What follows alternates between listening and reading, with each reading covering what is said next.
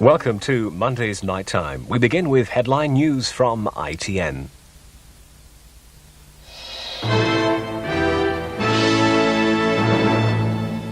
The government has narrowly avoided defeating the Commons by supporters of a national register for dogs. The scheme would have required Britain's 6 million dog owners to register their pets for a fee of at least £20 a year. Supporters of dog registration hoped it would deter unscrupulous owners and help to control some of the more ferocious breeds, which have been responsible for a series of attacks, some fatal. The government has already announced a package of measures designed to deter irresponsible owners.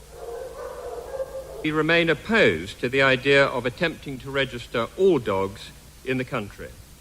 That would be an expensive and bureaucratic diversion. Tory rebels felt anything short of registration was unworkable. If any measures are to be enforced, it is absolutely essential to establish the ownership of the dog. The government won a narrow victory by just 3 votes. The United Nations Security Council has voted to make Iraq pay for the damage and economic losses it had caused in Kuwait.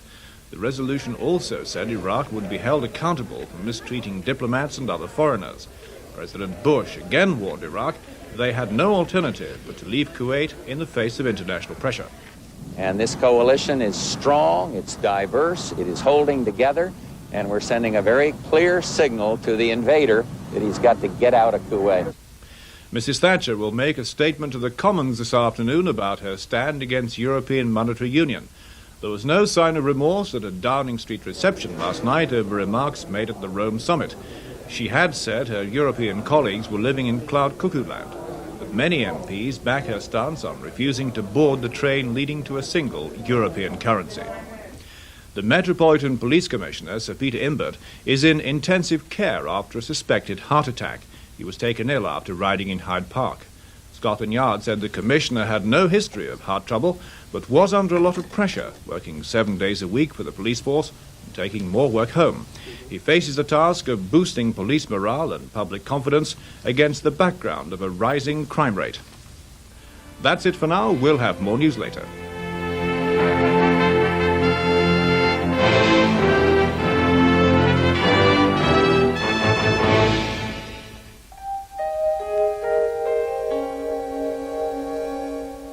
This is Night Time. Well, now, Christopher Lee heads the cast of our film The Devil Rides Out.